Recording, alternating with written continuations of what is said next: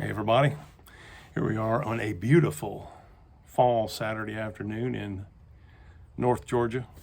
By request, first of all, this is Paul, NOLA Tone Amp Works. I love my tone, I love amps, but I also love to shoot. And these are at least as much fun as guitars. So anyway, I posted a while back a comparison between a Wilson Combat SFT9 and Wilson Combat Experior.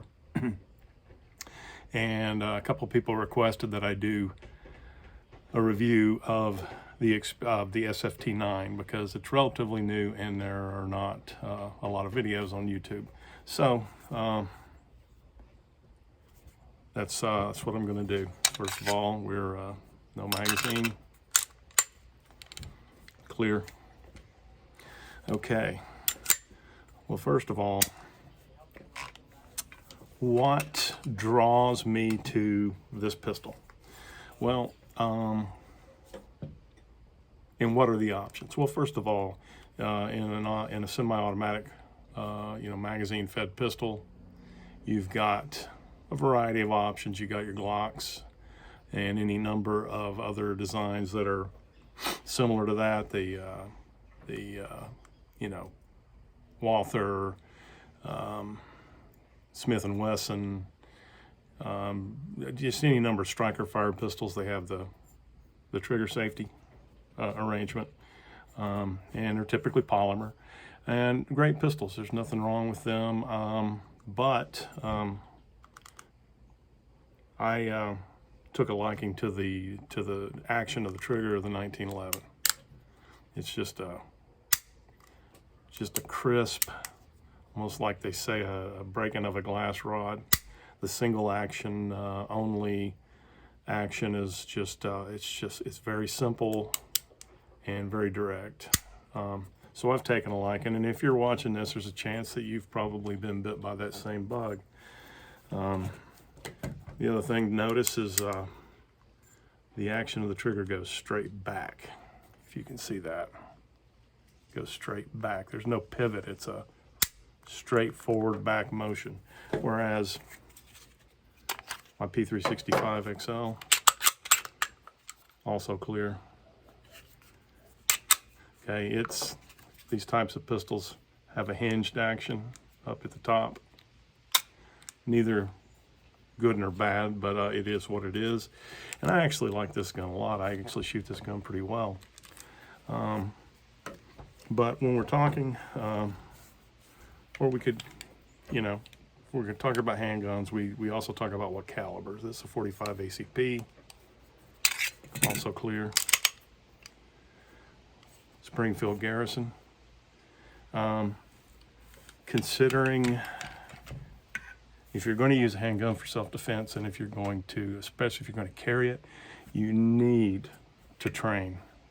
You need to have a lot of rounds through the gun. There's all sorts of training that you can do. I don't necessarily do as much as I should, but I do shoot a lot.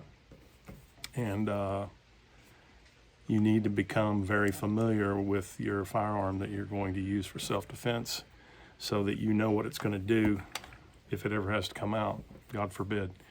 So for that reason, 9mm is a natural choice for me, simply because of cost of ammunition. And ballistics of modern 9mm allegedly have improved over the years. So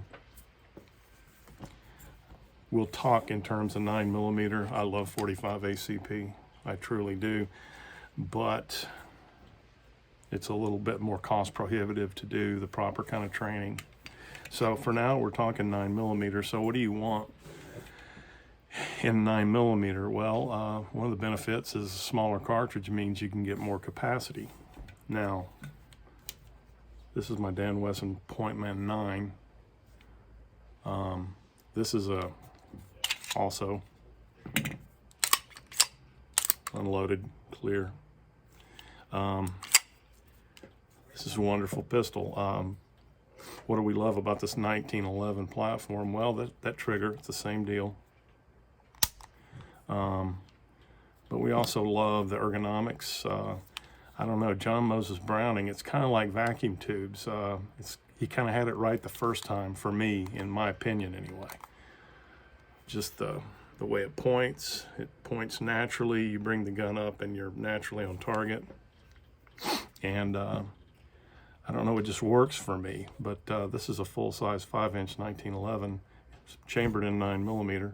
But you only get, what, 8 or 9 rounds, maybe 10.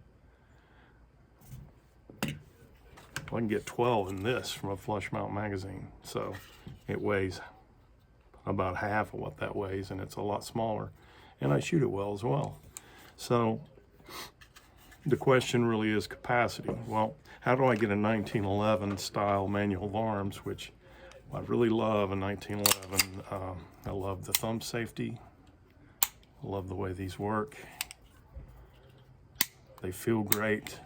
I ride it with my shooting hand. I ride it on top of the thumb safety. I train adamantly with a thumb safety because if you're going to carry that type of a pistol, it needs to be a natural movement to sweep that safety off. Otherwise, it can get hurt or killed if you have to come into a situation. So at any rate, so to get the 1911 manual of arms and trigger with higher capacity, there are a couple of options. There's a 2011. Again, clear. There's a 2011. But this 2011, this one holds, I think, this is a 20-round magazine. I think it's a 17-round and a flush. Okay, now this is a duty gun. They're known for making competition guns, but it's a friggin' beast. I mean, look at this thing. I mean, it's just chunky. It's big. It's a big gun. I can take measurements for you.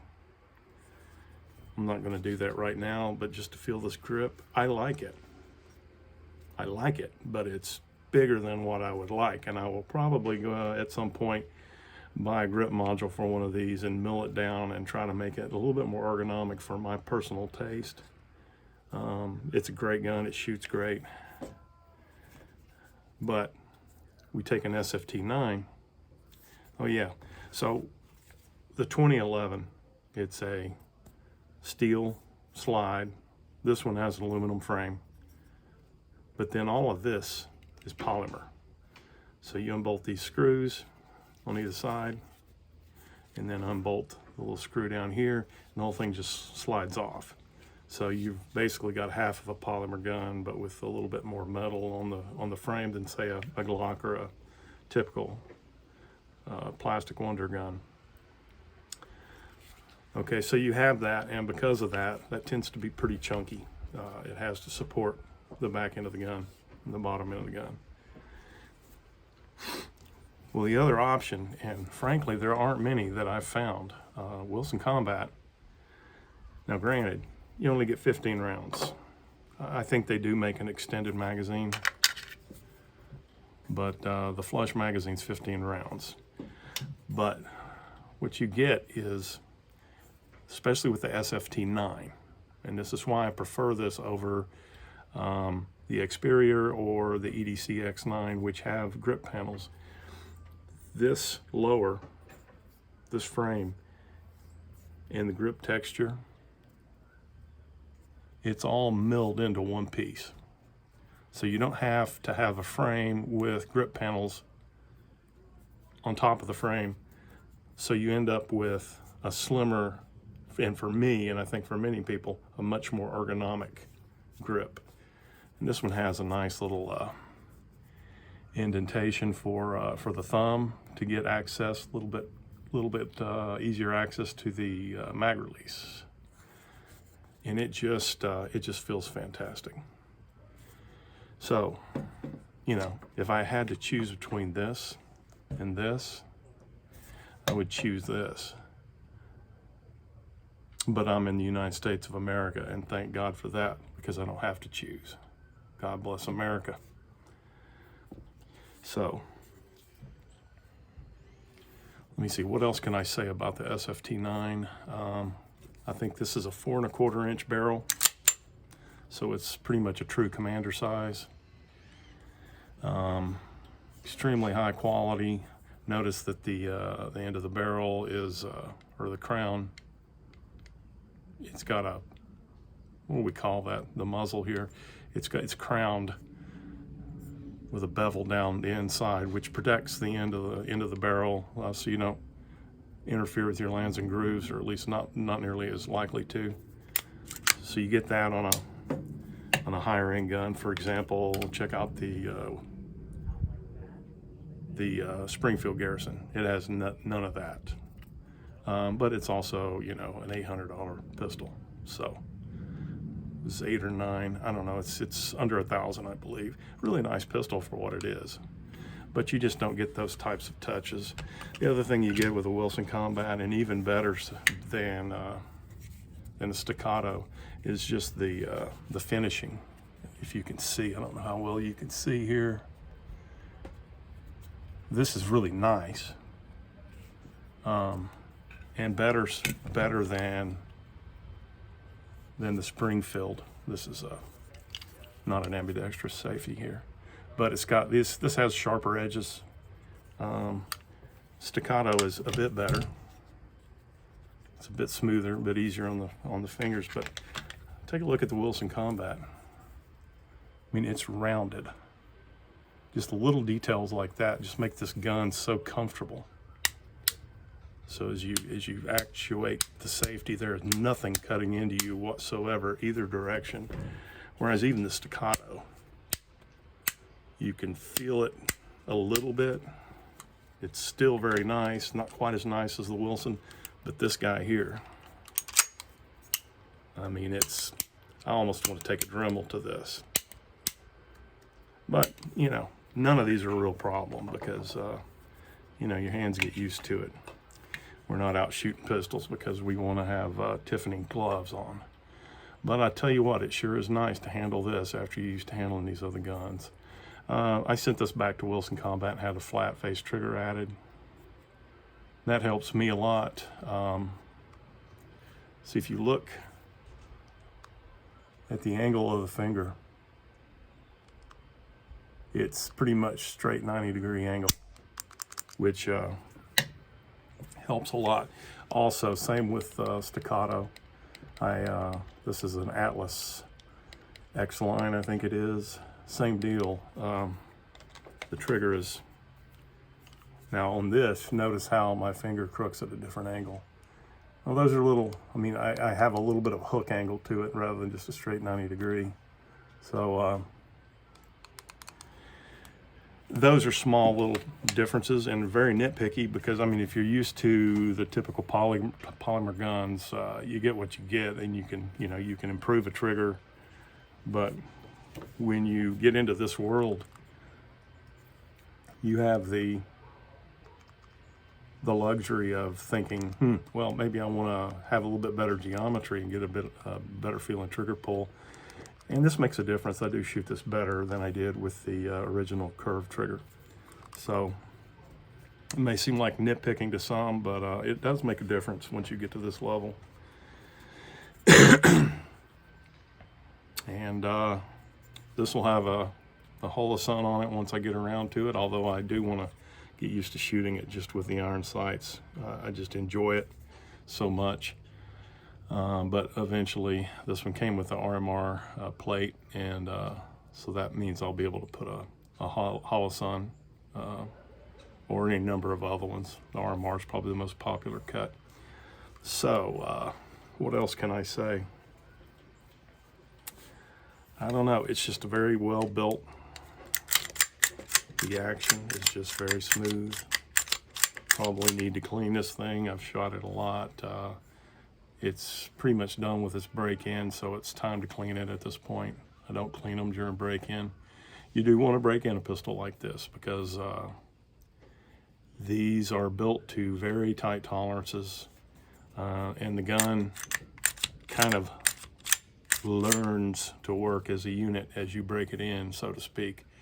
There's no slop anywhere in this. So This one has probably coming up on 600 rounds through it. And during that process, every time I go to the range, I would pull the slide off, oil the crap out of the rails, and just lube it. I'll lube it right up here, lube it on the barrel hood, right around there, and then run it like that, get it all lubed in, and then shoot it. Just shoot it, shoot it, shoot it. Don't clean it. That gun needs to work itself into, you know, to be in a unit. And then once you've got about 500 rounds through it, take it down, clean it thoroughly, and just keep it wet. The other benefit of one of these over, say, a Springfield Armory or a Sig Sauer is the quality of the parts. This gun has MEM parts, metal injection molded. Like I'm looking at the hammer right here and I can see the line. You can't really see it. You're not gonna be able to see it on the camera here, but I can see the line where the mold line. So if you look at this hammer, there is no such line. It's all milled from steel and hand fitted. If you look at the back, you can't even see where the extractor goes. I mean, it's right there, but it's just so perfectly tightly fitted because it's hand lapped and they don't take away anything that they don't need to. So that's why you have to shoot these a few times just to make sure it's working as a unit. All the hand fitting, all the parts are, I think Wilson Combat calls them bulletproof. They're basically machined from steel and hand fitted. There is no metal injection molded part anywhere in here. All absolutely top quality. Another thing, this mount plate, I need to take this off and show you guys, but there's a key, or there's milling in the top of the slide and the bottom of this plate that locks this in place so it cannot shift. It's not going to go anywhere. There's no room for it to shift even if the screws are loose, and that's why they call this the True Zero optic mount system. And this has the suppressor height sights, so I'll be able to co-witness when I put my Wilson on here. Anyway, I don't know what else. I mean, this is just a gun that's going to last you your lifetime. You're going to pass it down to your kids, and that's if you're shooting it constantly. I bought this to shoot. It's not a safe queen. I'm going to be carrying this some. I'll be carrying this as well as this Sig P365 XL. Notice it has the new optic plate. These are available in what they call the tack pack now. The regular P365 had that one piece plate that had the rear sight built into the plate. But anyway, this is a video for the SFT9. So I've gone over this pretty much stream of consciousness, just talking to you just like I'd be talking to a buddy at the bar, drinking a beer, talking guns. Really love this gun, but I really love most of my guns. If I don't love them, I usually sell them. This is a great one. So if you are, let me finish up. Wilson Combat in this type of 15, this double stack 9mm. There are two basic styles. There's the SFX and the SFT. This is the SFT, which means it has this track texture on the front and back, and the grip texture is milled into the grip. Now the SFX also has the same milling into the grip, but it has the X pattern on the front and the back. They're both great. I love both of them just fine. The other difference is the SFX has an external extractor. and I think some different serrations are milled, the X pattern serrations. This is a little more traditional. I like this personally. These serrations are great. They're very positive, easy to grip, front and rear. And then you have the other guns, which the X9 and the Experior, which have the same frame but have the grip panels, which makes for a little bit chunkier grip, which some people like. Some people prefer this. So hope you find this at least a little bit informative, and stay tuned. I'm going to try to do some things like this with my amplifiers too. If you look at my channel, it's pretty much just clips of the amp, somebody playing, usually a crappy iPhone clip, you know, in the living room. I'm going to try to start giving a little bit more informative presentation of those amplifiers too. Anyway, God bless America. Enjoy shooting. Be safe. Train well. Be part of the solution, not part of the problem. Have a good evening. Thank you.